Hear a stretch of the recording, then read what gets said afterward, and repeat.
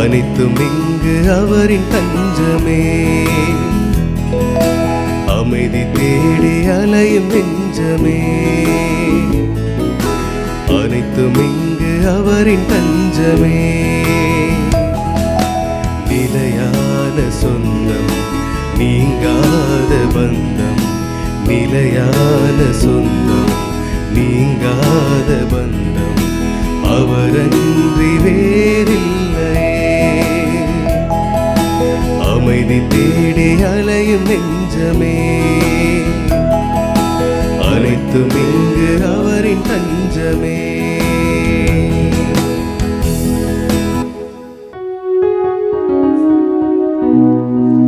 தந்தை மகன் தூயாவியாரின் பெயராலே ஆமென். நம் ஆண்டவராகிய இயேசு கிறிஸ்துவின் அருளும் கடவுளின் அன்பும் தூயாவியாரின் நட்புறவும் உங்கள் அனைவரோடும் இருப்பதாக. உம் ஆன்மாவோடும் இருப்பதாக. இயேசுவில் எனக்கு பிரியமான சகோதர சகோதரிகளே, அன்னை மரியாளுக்குரிய இந்த சனிக்கிழமையிலே இயேசுவுக்காக நாம் படும் துன்பங்கள் துயரங்கள் அனைத்தையும் அவருடைய மகிமைக்காக ஒப்பு கொடுத்து வாழ இந்த திருப்பலியிலே வேண்டிக் கொள்வோம். கண்களை மூடி கரங்களை குவித்து கடவுளுக்கு எதிராகவும் மனிதர்களுக்கு எதிராகவும் செய்த எல்லா விதமான பாவங்களையும் குற்றங்குறைகளையும் நினைத்து பார்த்து கடவுளிடம் மன்னிப்பு கேட்போம். எல்லாம் வல்ல இறைவனிடமும் சகோதர சகோதரி உங்களிடமும் நான் பாவி என்று ஏற்றுக்கொள்கிறேன். ஏனெனில் சிந்தனையாலும் சொல்லாலும் செயலாலும் கடமையில் தவறியதாலும் பாவங்கள் பல செய்தேன். என் பாவமே என் பாவமே என் பெரும் பாவமே. ஆகையால் எப்பொழுதும் கன்னியான புனித மரியாளையும் வானதூதர் புனிதர் அனைவரையும் சகோதர சகோதரி உங்களையும் நம் தேவனாகிய ஆண்டவரிடம் எனக்காக வேண்டிக் கொள்ள மன்றாடுகிறேன். எல்லாம் உள்ள இறைவன் நம்மை இறக்க வைத்து நம் பாவங்களை எல்லாம் மன்னித்து நம் நிலை வாழ்வு களைத்து செல்வாராக. ஆமென்.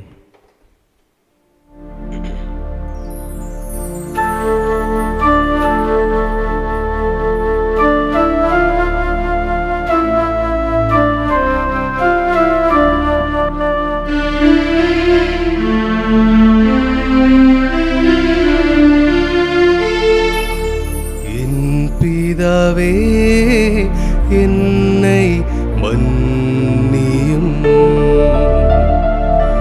என் பிதாவே என்னை மன்னியும். இயேசுவே என்னை இரட்சியும், இயேசுவே என்னை இரட்சியும். ஆவியானவரே என்னை பலப்படுத்தும், ஆவியானவரே என்னை பலப்படுத்தும். மன்றாடுவோமாக.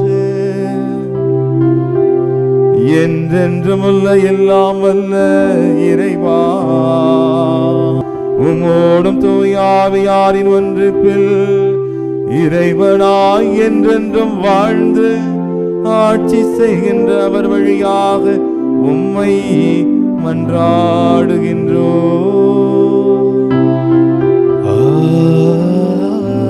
ஆமென். முதல் வாசகம். போர் முனையில் வீரர் எங்கனம் வீழ்த்தப்பட்டனர். சாமுவேல் 2ஆம் நூலிலிருந்து வாசகம். அதிகாரம் 1, இறைத்திரு வசனங்கள் 1 முதல் 4 மற்றும் 11 முதல் 12, 19, 23 முதல் 27 வரை. அந்நாள்களில் சவுல் இறந்த பின் அமிலேக்கியரை தோற்கடித்து திரும்புகையில் தாவீது சிக்லாகில் 2 நாட்கள் தங்கினார். 3ஆம் நாள் சவுலின் பாசறை நின்று கிழிந்த ஆடைகளோடும் புழுதி படிந்த தலையோடும் ஒருவன் வந்தான். அவன் தாவீதிடம் வந்ததும் தரையில் வீழ்ந்து வணங்கினான். நீ எங்கிருந்து வருகிறாய் என்று தாவீது அவனை வினவ, நான் இஸ்ரவேல் பாசறையினின்று தப்பி வந்துவிட்டேன் என்று அவன் பதில் கூறினான். என்ன நடந்தது, என்னிடம் சொல் என்று தாவீது கேட்க, அவன், வீரர்கள் போரினின்று ஓடிவிட்டனர், அவர்களில் பலர் வீழ்ந்து மடிந்து விட்டனர், சவுலும் அவருடைய மகன் யோனத்தானும் இறந்துவிட்டனர் என்று கூறினான். தாவீது தம் ஆடையை பற்றி கிழித்தார். அவரோடு இருந்தவர்களும் அவ்வாறே செய்தனர். சவுலுக்காகவும் அவருடைய மகன் யோனத்தானுக்காகவும் ஆண்டவரின் மக்களுக்காகவும் இஸ்ராயேல் வீட்டாருக்காகவும் அவர்கள் அழுது புலம்பி மாலை வரை நோன்பு இருந்தார்கள். ஏனெனில் அவர்கள் வாளால் மடிந்து விட்டார்கள். இஸ்ரவேலே, உனது மாட்சி உன் மலைகளிலே மாண்டு கிடக்கின்றது. மாவீரர் எவ்வாறு மடிந்தனர்! சவுல், யோனத்தான் அன்புடையார், அருள் உடையார், வாழ்விலும் சாவிலும் இணை பிரியார். கழுகினும் அவர்கள் விரைந்து செல்வர், அரியினும் அவர்கள் வலிமை மிக்கோர். இஸ்ராயேல் புதல்வியரே, சவுலுக்காக அழுங்கள். செந்திர மென் துகிலால் உங்களை உடுத்தியவர் அவரே. பொன்னின் நகைகளினால் உங்கள் உடைகளை ஒளிரச் செய்தாரே. போர் முனையில் வீரர் எங்கனம் வீழ்ந்து பட்டனர். உன் மலைகளிலே யோனத்தான் மாண்டு கிடக்கின்றான். சகோதரன் யோனத்தான், உனக்காக என் உள்ளம் உடைந்து போனது. எனக்கு உவகை அளித்தவன் நீ. என் மீது நீ பொழிந்த பேரன்பை என்னென்பேன்? அது மகளிரின் காதலையும் மிஞ்சியது அன்றோ? மாவீரர் எவ்வாறு மடிந்தனர், போர்க்கலன்கள் எங்கனம் அழிந்தன. ஆண்டவரின் அருள்வாக்கு. இறைவனுக்கு நன்றி.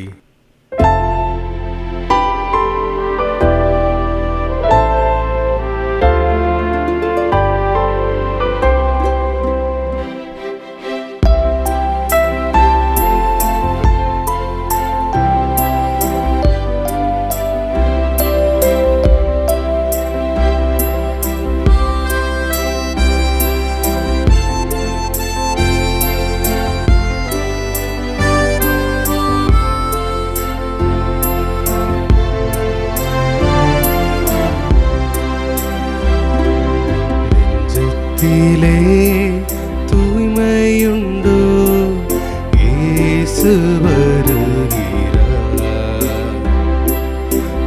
முருகுண்ட நெஞ்சத்தையே இயேசு அழைக்கிறார். நெஞ்சத்திலே தூய்மையுண்டோ, இயேசு வருகிறார்.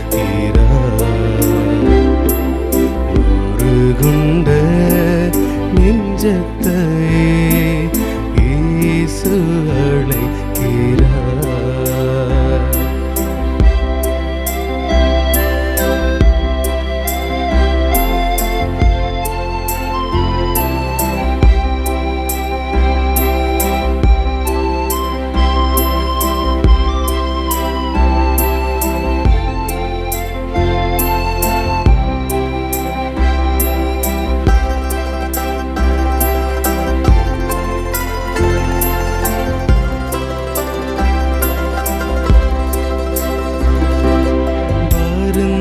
சுமக்கும் பாவம் நம்மை கூடிய இருளில் சேர்க்கும்.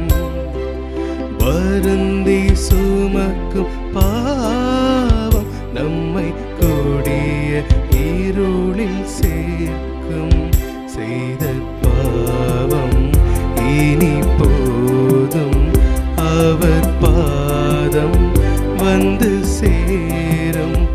அவர் பாதம் வந்து சேரும். அவர் பாதம் வந்து சேரும். நெஞ்சத்திலே தூய்மையுண்டோ, இயேசு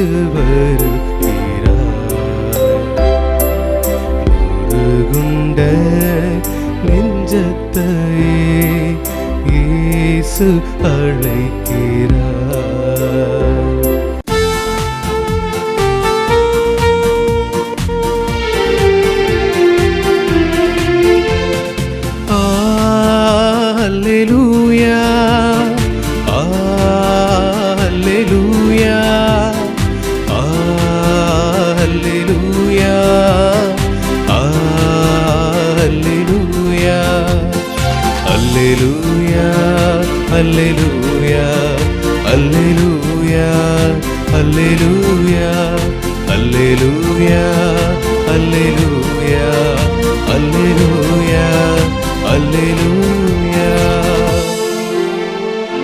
உமது திருமகனின் சொற்களை எங்கள் மனதில் இருக்கும்படி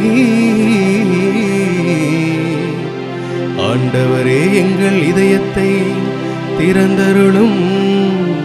அல்லேலூயா அல்லேலூயா அல்லேலூயா அல்லேலூயா அல்லேலூயா. ஆண்டவர் உங்களோடு இருப்பாராக. உம் ஆன்மாவோடும் இருப்பாராக. புனித மார்க்கு எழுதிய பரிசுத்த நற்செய்தியிலிருந்து வாசகம். ஆண்டவரே மாட்சி உமக்கே. மார்க்கு நற்செய்தி இயல் 3 இறை திருவசனங்கள் 20-21 முடிய. அக்காலத்தில் இயேசு தம் சீடர்களுடன் வீட்டிற்கு சென்றார். மீண்டும் மக்கள் கூட்டம் வந்து கூடியதால் அவர்கள் உணவு அருந்தவும் முடியவில்லை. அவருடைய உறவினர் இதை கேள்விப்பட்டு அவரை பிடித்து கொண்டு வர சென்றார்கள். ஏனெனில் அவர் மதிமயங்கி இருக்கிறார் என்று மக்கள் பேசிக்கொண்டனர். ஆண்டவரின் அருள்வாக்கு. கிறிஸ்துவே உமக்கு புகழ். உண்மையாய் வாழ்பவர்களை பார்த்து இன்றைய உலகம் விளக்கே தெரியாதவர்கள் என்று சொல்கிறது. நீதி நேர்மையோடு வாழ்கிறவர்களை பார்த்து இன்றைய உலகம் பைத்தியக்காரர்கள் என்கிறது. அன்போடும் பண்போடும் பாசத்தோடும் மன்னித்து வாழ்பவர்களை பார்த்து இன்றைய உலகம் ஏமாளி என்று சொல்கிறது.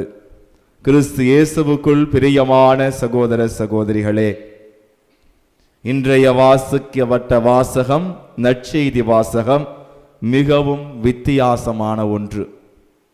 எப்பொழுதும் இயேசுவை கருணையுள்ளவர், அன்புள்ளவர், நேர்மையானவர், நீதியானவர் என்று சொல்லி எல்லா விதத்திலும் புகழுகின்ற ஒரு வார்த்தைகளாக இருக்கும் ஒரு பட்சத்தில் இன்றைய நற்செய்தியிலே நாம் பார்க்கிறோம், அன்பு நெஞ்சங்களே, இயேசுவை பார்த்து எல்லோரும் என்ன நினைக்கிறார்கள் என்றால் அவர் மதி மயங்கி இருக்கிறார், அப்படி என்றால் புத்தி மாறிவிட்டார் என்று சொல்கிறார்கள். ஒரு நாட்டிலே அநேகமான மக்கள் மனநலம் குன்றியவர்களாக இருந்தார்கள். மனநலம் பாதிக்கப்பட்ட நபர்கள் அதிகமாக எண்ணிக்கையில் பெருகவே அந்த நாட்டு அரசன் இந்த மக்களுக்கென்று ஒரு மருத்துவமனையை கட்டி எழுப்புகின்றான்.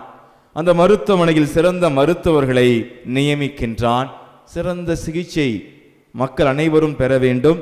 ஏனென்றால் மனநிலை பாதிக்கப்பட்ட நபர்கள் அனைவரும் இங்கு சிகிச்சை பெற வேண்டும் என்று சொல்லி அவர்களை சிகிச்சை பெறுமாறு உதவி செய்கின்றார். அந்த நேரத்திலே ஒரு நாள் அந்த மருத்துவமனைக்கு போயிட்டு வரலாம் என்று சொல்லி, சந்தித்து வரலாமே என்று சொல்லி அங்கு சென்றிருக்கிறார். அவரது உள்ளே செல்லும் பொழுது அங்கே உள்ள ஒரு மனநலம் பாதிக்கப்பட்டவர் அவரை பார்த்து நீ யார் என்று கேட்கிறார். அரசன் சொல்கிறான், நான் தான் இந்த நாட்டு அரசன் அப்படின்னு சொல்றாரு. உடனே அந்த மனநலம் பாதிக்கப்பட்டவர் அவரை பார்த்து சொல்கிறார், சிரித்து விட்டு, நானும் இப்படிதான் ஒரு வாரத்துக்கு முன்னாடி நினைத்து கொண்டிருந்தேன், நானும் அப்படிதான் சொல்லி கொண்டிருந்தேன், கவலைப்படாதீங்க, ஒரு வாரம் நல்லா ட்ரீட்மெண்ட் கொடுப்பாங்க, உங்களுக்கு சரியாயிரும், உள்ளே போங்க அப்படி என்று சொல்லி சென்று விட்டானா. ஆக அரசனுக்கே குழப்பமாகிவிட்டது. ஆக அன்பு நெஞ்சங்களே, இன்று வாழும் இந்த உலகத்திலே, விஞ்ஞான விபரீத உலகத்திலே பார்க்க போனால் நேர்மையாக உண்மையாக வாழ்பவர்கள் பைத்தியக்காரர்கள் என்று இந்த உலகம் எண்ணுகின்றது. ஆக இயேசு கிறிஸ்துவை இன்று ஒரு மனநிலை பாதிக்கப்பட்டவராக அவருடைய உறவினர்களை எண்ணுகிறார்கள். இப்படி எண்ணுவதற்கு என்ன காரணம் என்று பார்க்க போனால் விவிலிய அறிஞர்கள் 3 காரணங்களை குறிப்பிடுகிறார்கள். முதல் காரணமாக இயேசு தனது வாழ்வாதாரத்தை உதறி தள்ளுகிறார். இயேசு தான் செய்த தச்சு தொழில், தனக்கு இருந்த வருமானம் அனைத்தையும் புறம் தள்ளிவிட்டு தனது பணிக்காக ஒரு நாடோடியாக போதனை செய்து செல்கிறார். வழக்கமாக நல்ல ஒரு வேலை கிடைச்சாதான் நம்ம உலகத்தில் பொழைக்க முடியும் அப்படின்னு சொல்லி அந்த வேலையில் வர்ற வருமானத்தை வச்சு நல்லா இன்னும் வசதியாக வாழ பார்ப்பாங்க. ஆனால் இயேசு கிறிஸ்து இப்படிப்பட்ட ஒரு முடிவை எடுத்திருப்பது அநேகமாக அனைவருக்கும் ஒரு ஆச்சரியத்தை குறித்துகிறது. இவர் என்ன பிழைக்க தெரியாதவரா அல்லது மனநிலை பாதிக்கப்பட்டவரா என்று சொல்வதற்கு முதல் காரணம். இரண்டாவது காரணம், அன்று இயேசு வாழ்ந்த காலத்தில் அந்த சமுதாயத்தை ஆட்டி படைத்த பரிசேயர் சதுசேயர்களை எதிர்த்து வாழ்கின்றார். ஆக எந்த நேரத்திலும் அவருக்கு ஆபத்து வரலாம். எந்த நேரத்திலும் அந்த சதுசேயர் பரிசேயரால் தனக்கு தீங்கு வரும் என்பதை உணர்ந்தும் இயேசு அவரை எதிர்த்ததினால் அந்த சூழ்நிலையில் வாழ்ந்த மக்கள் அனைவருமே, ஏன் இந்த காலத்தில் கூட ஒரு மிகப்பெரிய ரவுடியாக இருப்பவர்களிடமோ அல்லது வசதியாக இருப்பவரிடமோ நாம் மோதினால் உனக்கு என்ன புத்தி கீத்து கெட்டு போச்சா, அவங்களாம் அப்படிப்பட்டவங்க தான், அதெல்லாம் நீ அட்ஜஸ்ட் பண்ணி வாழணும் என்று சொல்லி நம்முடைய மக்கள்லாம் இப்போ சொல்லுவாங்கல்ல, அதெல்லாம் உனக்கு என்ன கவலை, நீ உண்டு, நீ வேலை, உன்னுடைய வேலை உண்டுன்னு போ அப்படின்னு சொல்லக்கூடிய சூழ்நிலை இருக்கும். அதே போல அன்பு நெஞ்சங்களே, இயேசு கிறிஸ்து தன்னுடைய பாதுகாப்பை ஒரு பொருட்டாக கருதாமல் அந்த பரிசேயரையும் சதுசேயரையும் எதிர்க்கக்கூடிய அளவுக்கு நீதியோடும் நேர்மையோடும் நடந்து கொண்டார். எனவேதான் இவருக்கு புத்தி மாறி போய்விட்டதோ என்று மக்கள் எண்ணினார்கள். மூன்றாவது காரணமாக என்ன சொல்கிறார்கள் என்றால், இயேசு மட்டுமல்ல, இயேசு உருவாக்கிய அந்த சீடர்களுடைய குழுவும் ஏனோ ஒரு வித்தியாசமானதாக இருந்தது. அவர்கள் படித்தவர்கள் அல்ல, மாமேதைகள் அல்ல, மாறாக படிக்காத பாமர மக்களாகிய மீனவர்கள், அதுவும் தீவிரவாதியாக இருந்தவர்கள், இப்படி நுண்மதி அற்றவர்களாக இருந்தார்கள். எனவே இப்படி புத்தி கெட்ட நபர்களை, ஒன்றும் படிக்காத நபர்களை ஒரு குழுவாக கொண்டிருக்கிறாரே, இவர் எப்படி என்ன செய்ய போகிறார் என்பதை தெரிந்ததினால், உணர்ந்ததினால் மக்கள் கண்டிப்பாக இவருக்கு ஏதோ ஆகிவிட்டது என்று சொல்லி மனநலம் பாதிக்கப்பட்டவராக இருப்பாரோ என்று சொல்லி மதிமயங்கி இருக்கிறார் என்று சொல்கிறார்கள். கிறிஸ்து இயேசுவுக்குள் பிரியமானவர்களே, அன்றும் சரி இன்றும் சரி நீங்களும் நானும் இயேசு கிறிஸ்துவை போல உண்மையாக, நீதியாக, பக்தியாக இருந்தால் இந்த உலகம் நம்மை ஒரு வித்தியாசமாகத்தான் பார்க்கும். எனவேதான் அழகாக கவிஞன் சொல்கிறார், காக்கைகள் வாழும் இடத்தில் மயில் நிச்சயமாக கேலி செய்யப்படும் தானே, முட்டாள்கள் நிறைந்த ஊரில் அறிவாளி முட்டாளாக கருதப்படுவார். பைத்தியக்காரத்தரமான வாழ்வு வாழும் உலகினரால் வாழ்வை சரியாக வாழ்ந்த இயேசு பைத்தியக்காரராக கருதப்பட்டதில் எந்தவித வியப்பும் இல்லை. எனவேதான் சிசேரோ என்ற ஒரு தத்துவ ஞானி சொல்கிறார், மற்றவர்களின் குறைகளில் கவனம் செலுத்தி தங்களுடைய குறைகளை மறைக்க முயற்சிப்பது முட்டாள்களிடம் காணப்படும் சிறப்பு அம்சம். ஆக அன்பு நெஞ்சங்களே, ஒரு புறம் பார்க்க போனால் இயேசு கிறிஸ்து அநேக நபர்களை குணப்படுத்துகிறார், உடல் மன நோயாளிகளை குணப்படுத்துகிறார். இன்னொரு புறம் அவரையே ஒரு முட்டாளாக பார்க்கிறார்கள், பைத்தியக்காரராக பார்க்கிறார்கள். இப்படிப்பட்ட ஒரு சூழ்நிலையில் நமக்கு மிக மிக உறுதுணையாக வலுவூட்டுவதாக இருப்பது இந்த இறை வார்த்தை. மத்தேயு நற்செய்தி 5வது அதிகாரம் 11-12 சொல்லப்பட்டிருக்கிறது, என் பொருட்டு மக்கள் உங்களை இகழ்ந்து துன்புறுத்தி உங்களை பற்றி இல்லாதவை பொல்லாதவை எல்லாம் சொல்லும்போது நீங்கள் பேறு பெற்றவர்களே, மகிழ்ந்து பேறு வகை கொள்ளுங்கள், ஏனெனில் விண்ணுலகில் உங்களுக்கு கிடைக்கும் கைமாறு மிகுதியாகும். ஆக அன்பு நெஞ்சங்களே, இயேசுவை போல இயேசுவுடைய சீடர்களாக நாம் வாழும் பொழுது, பக்தியோடு வாழும் பொழுது, விசுவாசத்தோடு வாழும் பொழுது, ஒவ்வொரு நாளும் ஆலயத்திற்கு செல்வது, ஒவ்வொரு நாளும் மண்டியிட்டு ஜெபிப்பது, ஒவ்வொரு நாளும் திருவிவிலியத்தை வாசிப்பது என்று வாழ்ந்தால் இந்த உலகம் கண்டிப்பாக நம்மை ஒரு வித்தியாசமானவர்களாக பார்க்கும். அன்பு நெஞ்சங்களே, இயேசுவை மதிமயங்கவராக கருதுவதற்கு காரணமான அந்த 3 காரணிகளை பார்த்தோம். ஆனால் அதே நேரத்தில் நாம் புரிந்து கொள்ள வேண்டிய ஒரு மிக முக்கியமான செய்தி என்னவென்றால், இயேசு கிறிஸ்து மற்றவர்கள் என்ன நினைப்பார்கள், மற்றவர்கள் என்னை பற்றி என்ன சொல்வார்கள் என்று நினைத்தது கிடையாது, கவலைப்பட்டது கிடையாது. ஆனால் உண்மையை உடைத்து சொல்கிறேன், இன்று நம்மில் பல பேர் 100 விழுக்காட்டில் 90 விழுக்காடு நபர்கள் மற்றவர்கள் நம்மை பற்றி என்ன நினைப்பார்கள், மற்றவர்கள் என்னை பற்றி என்ன பேசுவார்கள் என்று பயந்து பயந்து மற்றவர்களுக்காக வாழ்ந்து வருகின்றோம்.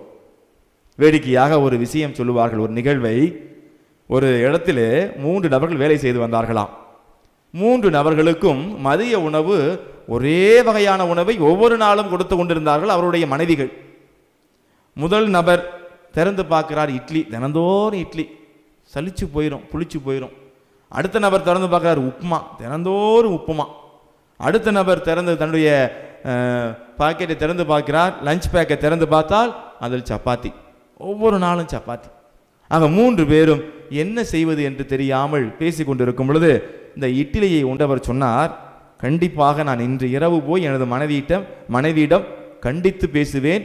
அவள் நிச்சயமாக நாளைய தினமும் இதே இட்லியை கொடுத்தால் நான் 3வது மாடிக்கு ஏறி சென்று அங்கேந்து விழுந்து இறந்து மடிவேன் என்று உறுதிமொழி எடுக்கிறான். உடனே உப்புமா கொண்டு வந்தவரும், நானும் அதே மாதிரி நாளைக்கு உப்புமா வந்தால் நானும் அது மாதிரி விழுந்து குதிச்சு செத்து போயிடுவேன். அடுத்து நம்ம சப்பாத்தி கொண்டு வந்த காரணம் நானும் அப்படி தான் அப்படின்னு சொல்லி 3 பேரும் வீட்டுக்கு போகிறாங்க. அடுத்த நாள் வேலைக்கு வர்றாங்க. மதிய நேரம் வந்துகிறது. அனைவரும் ஆவலோடு, சரி இன்னைக்கு நம்ம மனைவிகள் ஏதாவது கண்டிப்பாக வித்தியாசமாக கொடுத்துருப்பாங்க அப்படின்னு சொல்லி இட்லி கொண்டு வந்தவர் அப்படி திறந்து பார்த்தா அதே இட்லி. உப்புமா கொண்டு வர்றவர் திறந்து பார்த்தா அதே உப்புமா. சப்பாத்திக்காரர் கொண்டு வந்தால் அதே சப்பாத்தியை கொடுத்துருக்காங்க. உடனே என்ன பண்ணார், நான்லாம் சொன்னதை செய்யாமல் இருக்க மாட்டேன் அப்படின்னு சொல்லி, மானமுள்ள தமிழன் அப்படின்னு சொல்லி அந்த முதல் நபர் என்ன செஞ்சார், மேலே ஏறி போய் 3வது மணிலேருந்து குதிக்க, இந்த உப்புமாவை கொண்டு வந்த காரணம் நானும் போய் குதிக்கிறேன்னு சொல்ல, சப்பாத்தி கொண்டு வந்தவரும் போய் குதிக்க, 3 பேரும் குதிக்கும் பொழுது கடவுள் சித்தமாக இடையில அந்த மரம் இருந்ததுனால, மரம் செடி கொடிகள் இருந்ததுனால உயிருக்கு ஆபத்து இல்லாமல் கை காலெலாம் உடஞ்சி போச்சு. 3 பேரும் கை கால் உடஞ்சி மருத்துவமனையில் சிகிச்சை பெற்று வர்றாங்க. அப்போ பதறி அடிச்சுட்டு ஓடியாடுறாங்க அவருடைய மனைவிகள். ஐயோ, இந்த இட்லி சுட்டு கொடுத்த அம்மா சொல்லுது, சின்ன பிள்ளைத்தனமாக சொல்லுவார், செய்ய மாட்டார்னு நினச்சனே, இப்படி தெரிஞ்ச நான் இட்லி செஞ்சு கொடுத்துருக்க மாட்டேனே, ஏங்க என்னை இப்படி முடிவு பண்ணீங்க அப்படின்னு பரிதாபப்பட்டு ரொம்ப அழுதுருக்குறாங்க. அடுத்து இந்த உப்புமா செஞ்சு கொடுத்தாம்மா, ஐயோ இன்னைக்கு காலைல நேரம் இல்லைங்க, அதனால தான் நான் உங்களுக்கு வேறு செஞ்சு கொடுக்க முடியலை, இப்படி போய் முடிவு எடுப்பீங்களா அப்படின்னு சொல்லி ரொம்ப புலம்புனாங்களாம். அடுத்து இந்த சப்பாத்தி கொண்டு வந்தவருடைய மனைவி சொன்னாங்களாம், ஏன் இவர் மேல் மாடியிலிருந்து குதிச்சாருன்னு தெரியலை, ஏன்னா நான் சப்பாத்தி செய்யவே இல்லை, இவர் தான் மாவை உருட்டினார், மாவை பிசைஞ்சார், இவர் தான் சப்பாத்தியை சுட்டார், இவர் தான் பேக்கில் வச்சு கொண்டுட்டு போனார், ஏன் குதிச்சாருன்னு தெரியலையே அப்படின்னு பார்க்கும் பொழுது அவருடைய கணவரை பார்த்து, ஏங்க இப்படி பண்ணீங்க அப்படின்னு சொல்லும் பொழுது, இல்லை பக்கத்தில் இருக்கவங்க 2 பேரும் சொல்லிட்டாங்க, எனக்கும் ஒரு இமேஜ் ப்ராப்ளம் வந்துடுமேன்ட்டு நானும் அப்படி சொல்லிவிட்டேன், நானும் குதிக்கிறேன்னா தப்பாக போயிரும்ல அப்படின்னாராம். கிறிஸ்துவுக்கு பிரியமானவர்களே, இன்று நம்மில் பல பேர் மற்றவர்களுக்காக வாழ்ந்து வருகிறோம். இயேசு மற்றவர்களை மகிழ்ச்சிப்படுத்த வேண்டும், மற்றவர்களை திருப்திப்படுத்த வேண்டும் என்று வாழ்ந்ததே கிடையாது. நெற்றிக்கண் திறப்பினும் குற்றம் குற்றமே என்று வாழ்ந்தார். இது நம்மில் பல பேர் அன்பு நெஞ்சங்களே, தெரிந்தோ தெரியாமலோ நாம் உடுத்தும் உடையிலிருந்து, நாம் உண்ணும் உணவிலிருந்து, நாம் பயன்படுத்தும் வாகனங்களிலிருந்து அனைத்திலும் மற்றவர்கள் என்ன நினைப்பார்கள்.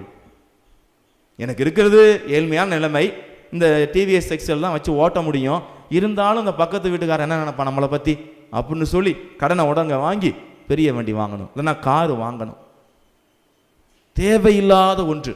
அதே போல் அன்பு நெஞ்சங்களே, பக்தியில் இருக்கிறவர்கள், குறிப்பாக என்னை போன்ற குருக்கள், இந்த ப்ரேயர் மீட்டிங்லாம் போவோம், ஜெப கூட்டங்களுக்கு போவோம், ஜெப கூட்டங்களுக்கு போய் மக்களில் நல்லா ஜெபம் சொல்லி சத்தம் போட்டு பாடுவோம், ஜெபம் பண்ணுவோம்.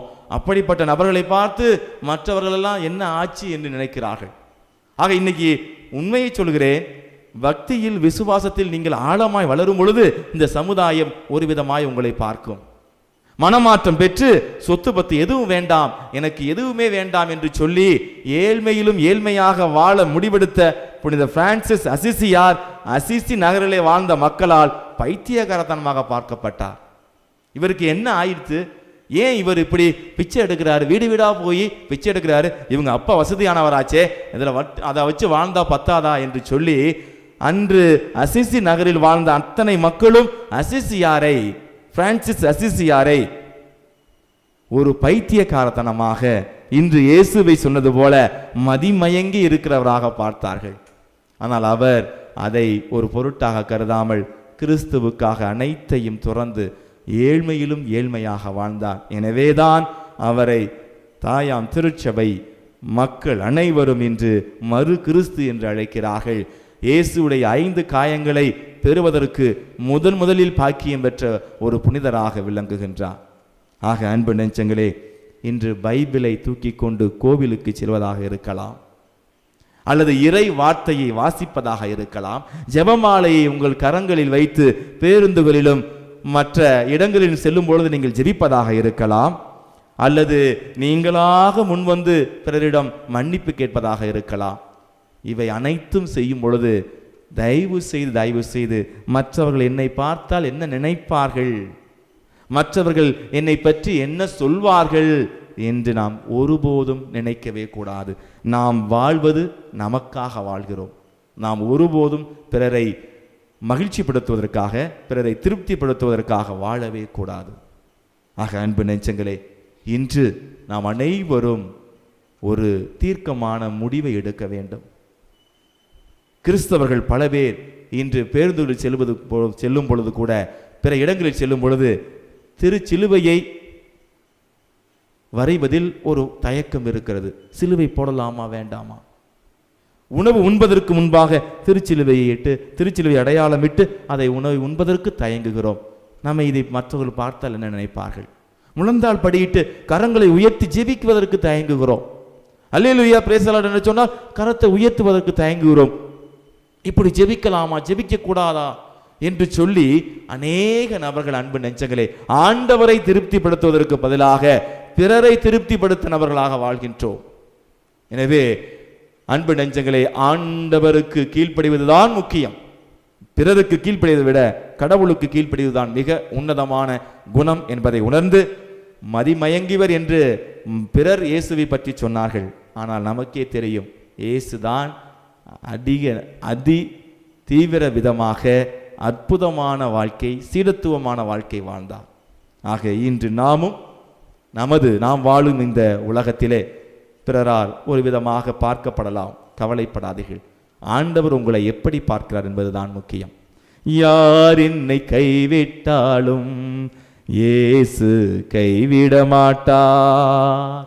யார் என்னை கைவிட்டாலும் இயேசு கைவிட மாட்டார். கைவிட மாட்டார், கைவிட மாட்டார், கைவிடவே மாட்டார். இயேசு கைவிடவே மாட்டார். கரங்களை குவித்து கண்களை மூடி ஜெபிப்போம். அன்பு இயேசுவே, அருமை இரட்சகரே, ஆவியானவரே, உம்மை போற்றுகிறோம், வாழ்த்துகிறோம், வணங்குகிறோம். தந்தையே, இதோ நீர் சரியான பாதையில் சென்ற போதும் மக்கள் உம்மை பார்த்து மதிமயங்கியவர் என்று சொன்ன போதும் நீர் அதை பற்றி கவலை கொள்ளாமல் கடவுளாகிய தந்தையாகிய இறைவனுக்கு உகந்த வாழ்க்கை வாழ்ந்தீர். அவருடைய திருவுளத்தை நிறைவேற்றினீர். அதுபோல அன்பு இயேசுவே, நாங்களும் பிறர் எங்களை பற்றி என்ன நினைக்கிறார்கள், என்ன சொல்கிறார்கள் என்பதை பற்றி கவலைப்படாமல் உமக்கு உகந்த வாழ்க்கை வாழ எங்களை ஆசீர்வதித்து வழிநடத்தும் எங்கள் ஜீவனுள்ள நல்ல பிதாவே, ஆமென்.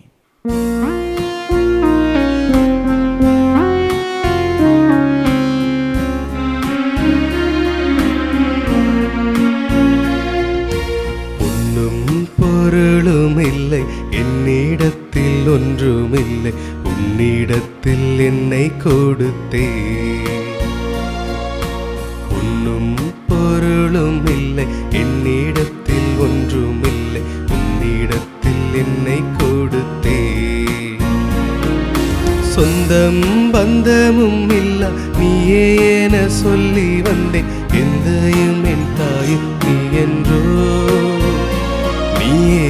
என்னை ஆளும் மன்னவனன்றோ.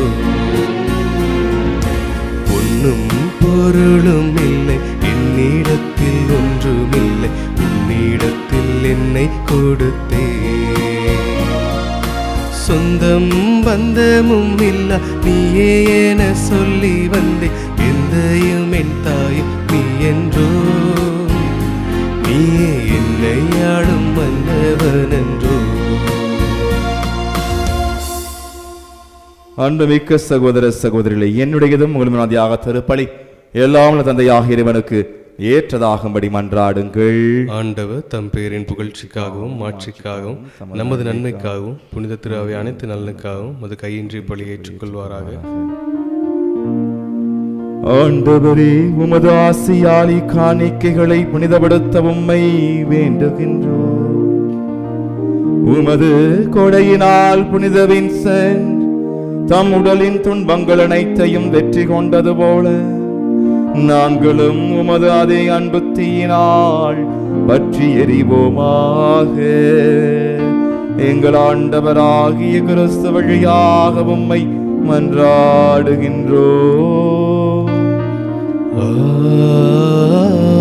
ஆமென். ஆண்டவர் உங்களோடு இருப்பாராக. ஆன்மாவோடும் இருப்பாராக. இதயங்களை மேலே எழுப்புங்கள். ஆண்டவரிடம் எழுப்பியுள்ளோ. நம் இறைவனாகிய ஆண்டவருக்கு நன்றி கூறுவோம். அது தகுதியும் நீதியும் ஆனதே. ஆண்டவரே, தூயவரான தந்தையே, என்றும் உள்ள எல்லாம் அல்ல இறைவா, என்னாலும் இவ்விடத்திலும் நாங்கள் உமக்கு நன்றி செலுத்துவது மெய்யாகவே தகுதியும் நீதியும் ஆகும். எங்கள் கடமையும் மீட்புக்குரிய செயலும் ஆகும். இவ்வாறு நீர் எங்கள் ஆண்டவராகிய கிறிஸ்து வழியாக எங்கள் வலுவின்மையில் உமது வல்லமை சிறந்தோங்கச் செய்து வலுவற்றவர்களை உமது ஆற்றல் மிகு சாட்சிகளாக திகழச் செய்கின்றீர். ஆகவே ஆற்றல் மிகுந்த விண்ணவரோடு சேர்ந்து நாங்களும் இம்மண்ணுலகில் இடையறாத உமது ஆட்சியை கொண்டாடி முடிவின்றி ஆர்ப்பரித்து பாடுவதாவது.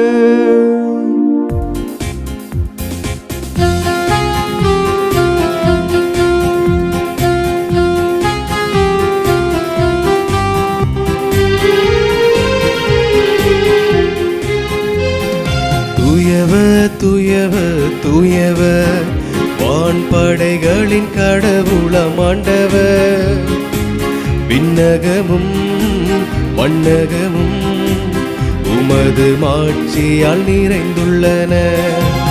உன்னதங்களிலே ஓசன்னா, உன்னதங்களிலே ஓசன்னா. ஆண்டவர் பெயரால் வருகிறவர் ஆசி பெற்றவர். உன்னதங்களிலே ஓசன்னா, உன்னதங்களிலே ஓசன்னா. ஓசன்னா ஓசன்னா ஓசன்னா ஓசன்னா ஓசானா ஓசானா.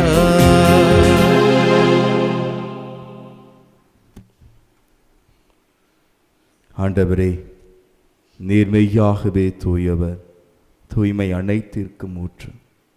ஆகவே உம்முடைய ஆவியை பொழிந்து இக்காணிக்கைகளை தூய்மைப்படுத்த உம்மை வேண்டுகின்றோம். இவ்வாறு எங்கள் ஆண்டவர் இயேசு கிறிஸ்துவின் உடலும் இரத்தமுமாக எங்களுக்கு இவை மாறுவனவாக. அவர் பாடுபட உளம் கனிந்து தம்மை கையளித்த போது அப்பத்தை எடுத்து நன்றி செலுத்தி அதை பிட்டு தம் சீடர்களுக்கு அளித்து அவர் கூறியதாவது, அனைவரும் இதிலிருந்து பெற்று உண்ணுங்கள், ஏனெனில் இது உங்களுக்காக கையளிக்கப்படும் என் உடல்.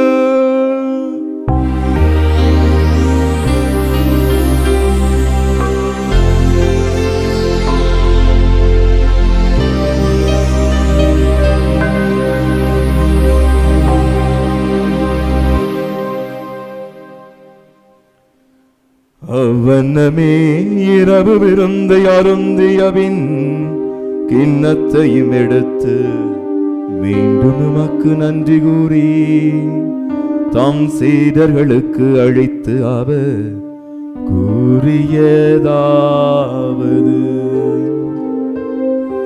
அனைவரும் இதிலிருந்து பெற்று பருகுங்கள், ஏனெனில் இது புதிய நிலையான உடன்படிக்கைக்குரிய என் இரத்தத்தின் கிண்ணம். இது பாவ மன்னிப்புக்கென்று உங்களுக்காகவும் பலருக்காகவும் சிந்தப்படும். இதை என் நினைவாக செய்யுங்கள்.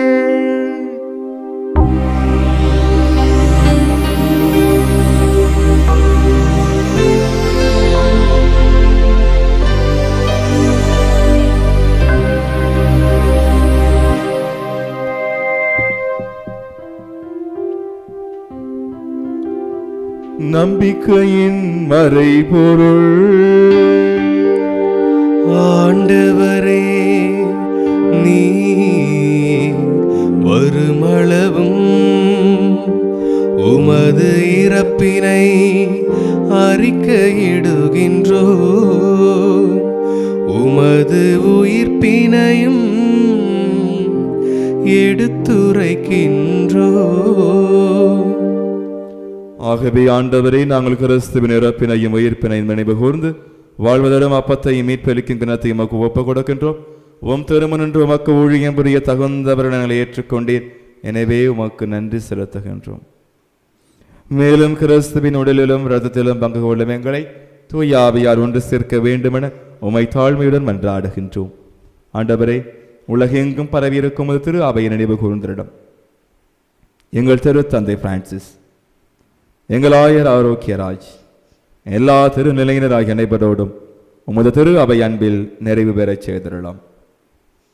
மேலும் உயிர்த்தலும் எதிர்நோக்குடன் துயில் கொள்ளும் எங்கள் சகோதர சகோதரிகளையும், யாரும் நினையாத ஆன்மாக்களையும், உத்திரகிர செலுத்த இருக்கிற ஆன்மாக்களையும், இறந்தோர் அனைவரையும் இரக்கத்துடன் நினைவு கூர்ந்து உமது திருமுக ஒளியின் ஒளியேற்றருளும். எங்கள் அனைவர் மீதும் இரக்கமாயிரம். கடவுளின் கன்னித்தாயான புனித மரியா, அவருடைய கணவரான புனித யோசேப்பு, புனித திருத்துதர்கள், இவ்வுலகில் உமக்கு உகந்தவராய் இருந்த புனிதர்கள், நாங்கள் நிலை வாழ்வில் பங்கு கொள்ளும் தகுதி பெற்று உம் திருமகன் இயேசு கிறிஸ்து வழியாக உம்மை புகழ்ந்தேத்தும் வரமருள உம்மை மன்றாடுகின்றோம்.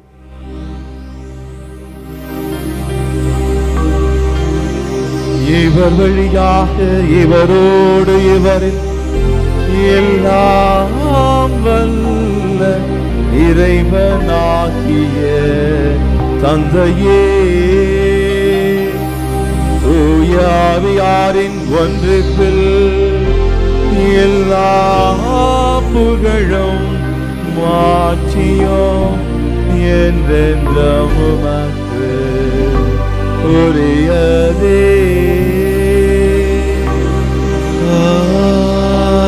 ஆமென், ஆமென், ஆமென். மீட்பரின் கட்டளையால் கற்பிக்கப்பட்டு இறைவடிப்பினையால் பயிற்சி பெற்ற நாம் துணிந்து பாடுவோம்.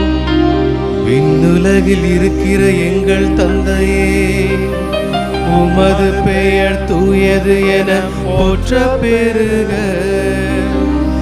உமது ஆட்சி வருக. உமது திருவுள்ளம் விண்ணுலகில் நிறைவேறுவது போல மண்ணுலகிலும் நிறைவேறுக.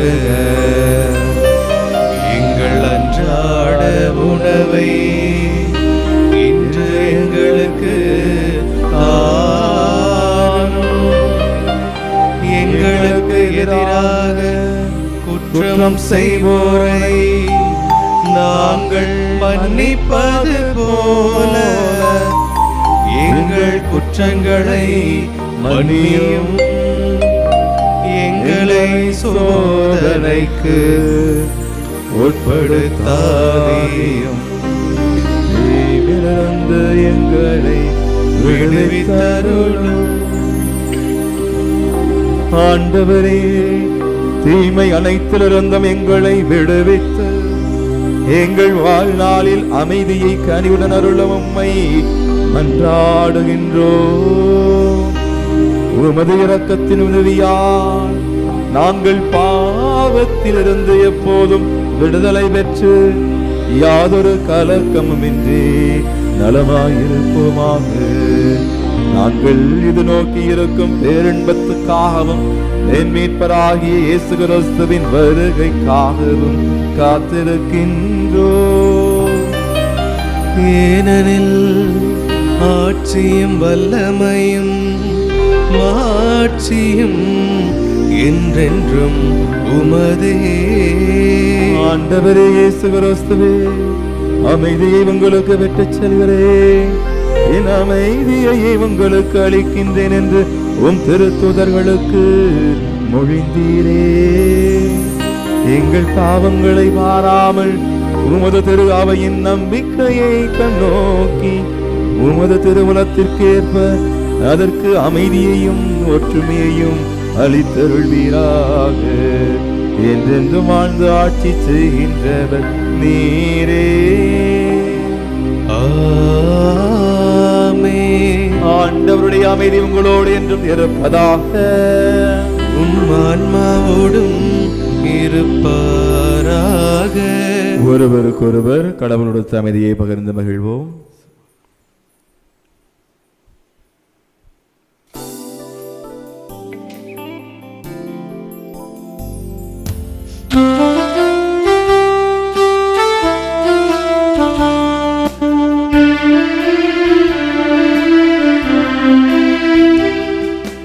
உலகின் பாவம் போக்கும் தேவ செம்மறியே, எங்கள் மேல் தயவாயிரும்.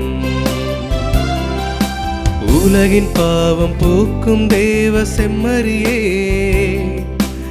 எங்கள் மேல் தயவாயிரும். உலகின் பாவம் போக்கும் தேவ செம்மறியே, உமது அமைதியை எமக்கு அருளுமே. உமது அமைதியை எமக்கு அருளுமே. இதோ இறைவனின் சமரி, இதோ உலகின் பாவங்களை போக்குகின்றவர். எந்த நிலையில் நாம் இருந்தாலும் நம்மை வெறுக்காதவர். இதே நேரத்தில் பிறர் தம்மை பற்றி என்ன கூறி விடுவார்கள், தன்னை பற்றி என்ன நினைப்பார்கள் என்ற தேவையற்ற பயத்தை நீக்கி தன்னுடைய மனசாட்சிக்கு ஏற்ப தன்னுடைய தந்தையின் திருவுளத்தை நிறைவேற்றி வாழ்ந்தவர். இந்த அன்பு ஆண்டவரின் விருந்திற்கு அழைக்கப்பெற்று நாம் அனைவரும் பேறு பெற்றோம். ஆண்டவரே, நீர் என் இல்லத்தில் எழுந்தவர நான் தகுதியற்றவன். ஒரு வார்த்தை மட்டும் சொல்லியலும் என் ஆன்மா நலமடையும். கிறிஸ்துவின் திருவுளம் திருத்தம் நம்மை காத்து நிறைவாழ்வளிப்பதாக. ஆசை திருவிருந்துக்கான மன்றாட்டு. ஆண்டவரே, நீர் என் இல்லத்தில் எழுந்தருள நான் தகுதியற்றவன், ஆனால் ஒரு வார்த்தை மட்டும் சொல்லியருளும் என்று நூற்றுவர் தலைவன் ஜெபித்தது போல நாங்களும் இப்போது உம் திருப்பாதம் பணிந்து வேண்டுகிறோம். இனிய இயேசுவே, நாங்கள் தகுதியற்றவர்களாய் இருந்தாலும் எங்கள் தகுதியின்மையை பாராமல் நீர் எங்கள் உள்ளங்களில் எழுந்து வாரும். உம் அன்பிலும் அருளிலும் நாங்கள் நிலைத்திருக்க எம்முள் எழுந்து வாரும். உம் பிள்ளைகளாக உயிருள்ள உண்மை சாட்சிகளாக உமது நற்செய்தின்படி வாழ்பவர்களாக எங்களை உருமாற்ற வாரும். தந்தையின் திருவுளப்படி வாழ்ந்திட எங்களுக்கு துணை புரிந்திட வாரும். நன்மை செய்வதில் ஆர்வமுள்ளவர்களாய் தீமைகள் அனைத்திலிருந்தும் விடுதலை பெற்றவர்களாய் வாழவும் எங்களை வழிநடத்த வாரும். எல்லா நலன்களும் வளங்களும் எங்களை நிரப்ப வாரும். ஆமேன். அன்பு இயேசுவில் பிரியமான சகோதர சகோதரிகளே, ஒரு அருமையான பாடல்.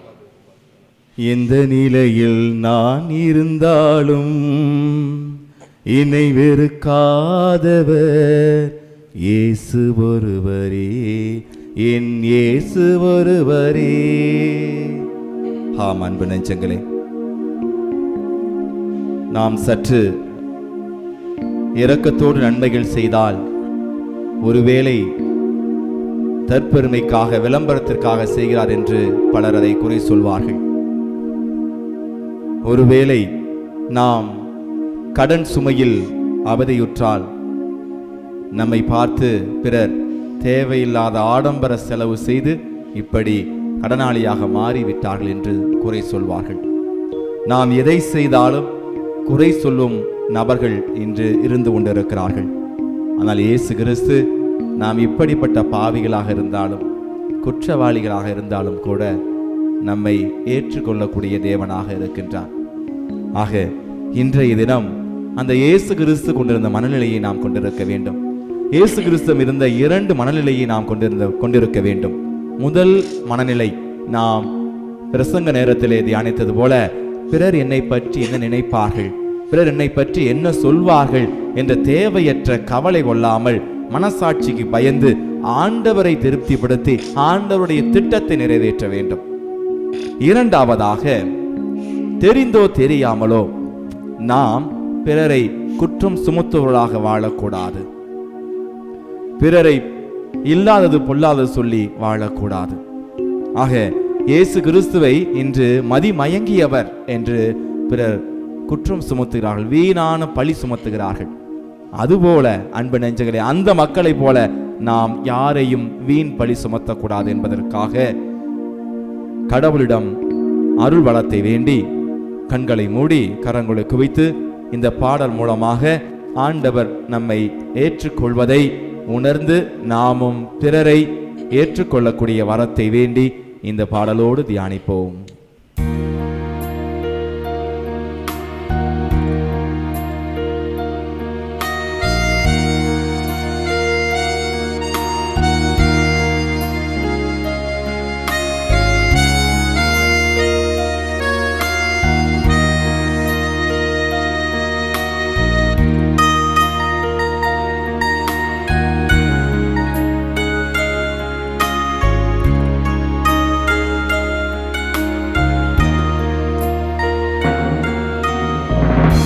நிலவும் தூங்கும் மலரும் தூங்கும் வேளையில் கண்ணுறக்கமில்லாமல் ஏங்கித் தவிப்பதே. நிலவும் தூங்கும் மலரும் தூங்கும் வேளையில் கண்ணுறக்கமில்லாமல் ஏங்கித் தவிப்பதே. இதயமே இதயமே காத்திட கடவுளுண்டு, கலங்கிட வேண்டாம். உன்னை தாங்கும் இறைவன் என்றும் கை நெகிழ்வதில்லையே. உன்னை பார்க்கும் இறைவன் அன்பு கண்ணுறங்கவில்லையே. இதயமே இதயமே கடவுளுண்டு, கலங்கிட வேண்டாம். நிலவும் தூங்கும் மலரும் தூங்கும் வேளையில் கண்ணுறக்கமில்லாமல் ஏங்கித் தவிப்பதே.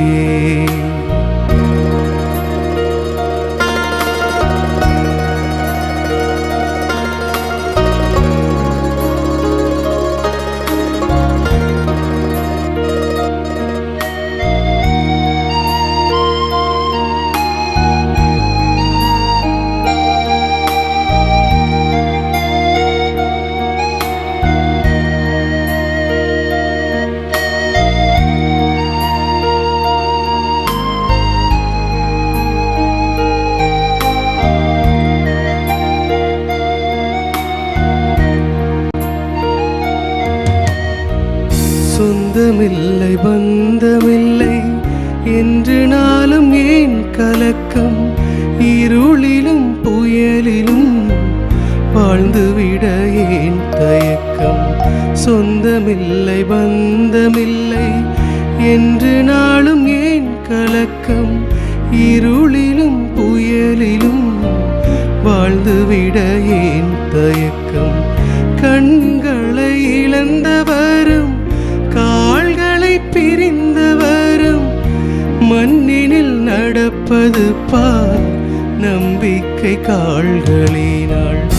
வானத்து பறவையை பார் விதைப்பதில்லை அறுப்பதில்லை, வயல்வெளி மலர்களை பார் உழைப்பதில்லை நூற்பதில்லை. இறைவன் உன்னை காப்பார் நீ கலங்காதே, இறைவன் உன்னை காப்பார் நீ கலங்காதே.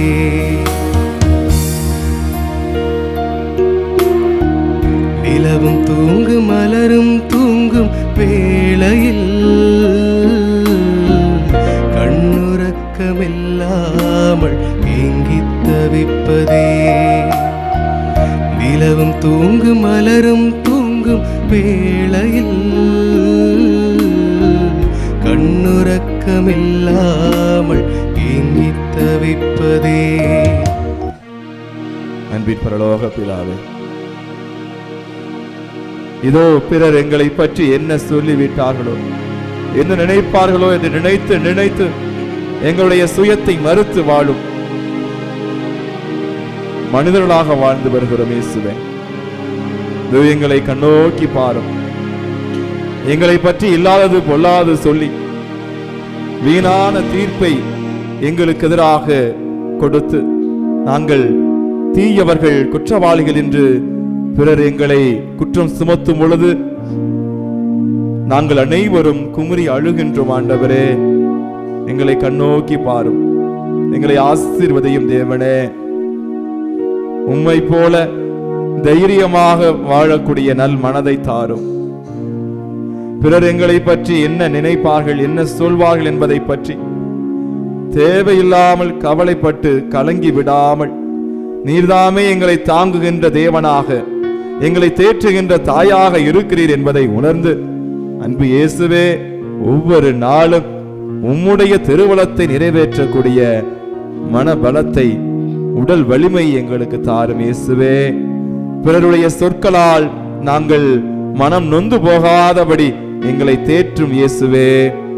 பிறருடைய குற்றச்சாட்டுகளுக்கு நாங்கள் என்றும் இடம் கொடுத்து அதன் மூலம் மனம் நொந்து வாழாமல், எங்களையே வெறுத்து வாழாமல், சினத்திற்கும் கோபத்திற்கும் பழிவாங்கும் எண்ணத்திற்கும் நாங்கள் என்றும் எங்களை அனுமதிக்காமல், அன்பு இயேசுவே, மன்னித்து வாழக்கூடிய அருளையும் ஆசீரையும் எங்களுக்கு தாரும்.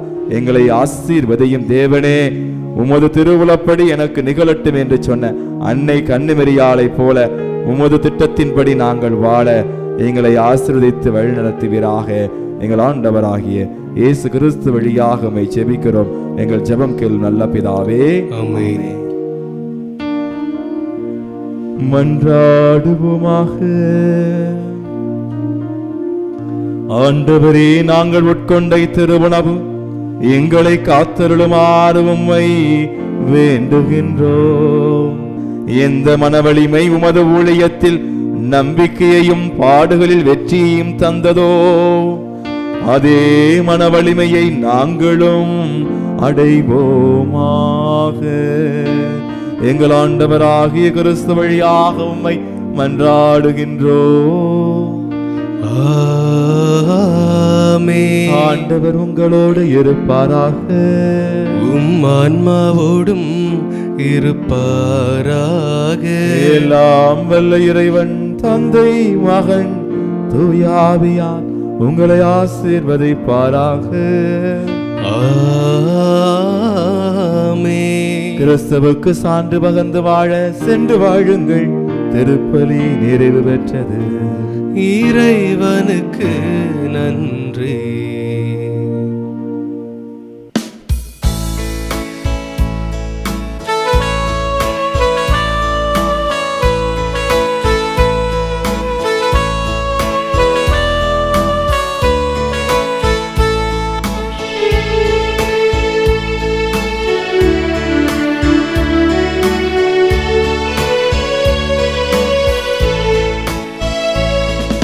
மனமே மனமே நீ திகைப்பது ஏனோ, உறவாய் உறவாய் உன் இயேசு உன்னோடு.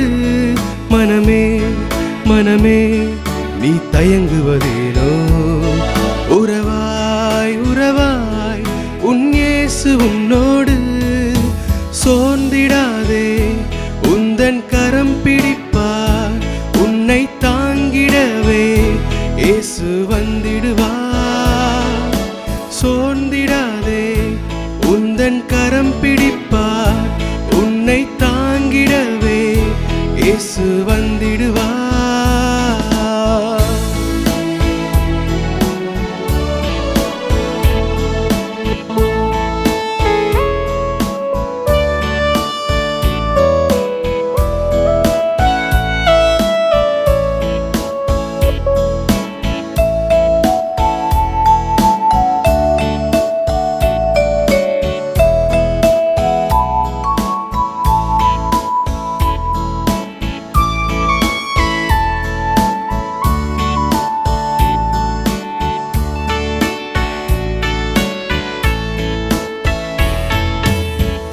சொந்திடும் வேளையில் துணையாய் வருவாய், சோர்வுகள் நீக்கியே மகிழ்வை தருவாய்.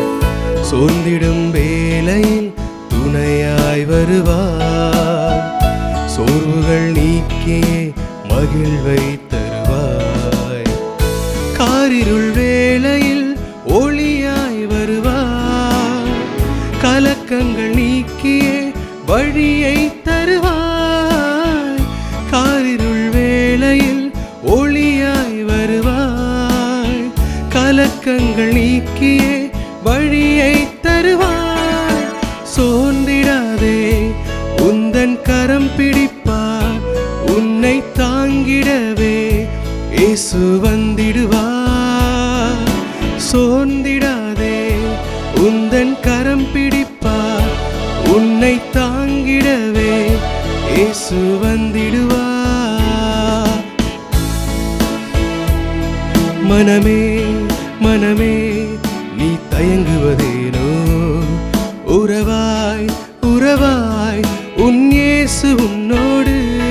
மனமே மனமே நீ திகைப்பது ஏனோ, உறவாய் உறவாய் உன் இயேசு உன்னோடு.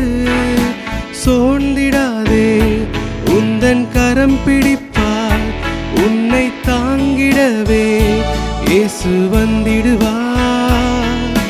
சோர்ந்திடாதே உந்தன் கரம் பிடிப்பார், உன்னை தாங்கிடவே இயேசு வந்திடுவார்.